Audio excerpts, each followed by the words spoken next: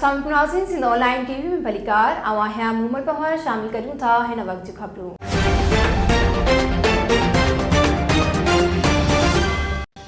कोहिस्तान राजौनी इतिहाद जे सरवाण doctor Lakhmir पालारी, Mohammad बख्श बिरोई, हाजी हुसैन पालारी, मुल्हा अगवान डाडा मोहम्मद आदम गैंत्रो पारां नूरियाबाद वेझो हथियारबंदन पारां कोहिस्तान राजौनी इतिहाद ऐं जमात इस्लामी यूथ जे अगवान सियासी समाजी शख्सियत डॉक्टर इम्तियाज़ पालारी ते कातिलाणो हमलो करे संदसि कार ते फायरिंग करे संदसि ड्राइवर मोहम्मद अली बलोच खे बेदर्दीअ सां क़त्ल करे खेसि ज़ख़्मी करण वारे वाक़िए ते दुख जो इज़हार कंदे चयो आहे त अमुन वारे खिते कोहिस्तान पट्टीअ में अहिड़ा वाक़िया वॾी साज़िश लॻनि था। ठटे सिजावल जे ब्यूरो चीफ दरिया खान खुश्क मौजूद माफिया पंहिंजा मक़सद माणण लाइ ख़तरनाक ॾुहारियुनि खे सिक्योरिटी कंपनियुनि में वर्दी पाराए कब्ज़नि ते विहारे छॾियो आहे। पर हेॾे सारे वाक़िए खां पोइ नूरियाबाद थाणे ते डॉक्टर इम्तियाज़ पालारी जी फरियाद ते इन नामालूम हथियारबंद हमलेआवरनि खिलाफ़ मथस कातिलाणो हमलो करे संदन ड्राइवर मोहम्मद अली बलोच खे क़त्ल करण जो केस दाख़िल करण बावजूद नूरियाबाद पुलिस कुछ भी न करे सघी आहे। कोहिस्तान राजौनी इतिहाद जे अगवान डॉक्टर लखमीर पालारी घुर कई आहे त फौरन डॉक्टर इम्तियाज़ पालारी ते कातिलाणो हमलो करे संदन ड्राइवर खे गोलियूं हणी बेदर्दीअ सां क़त्ल कंदड़ कातिल जवाबदारनि खे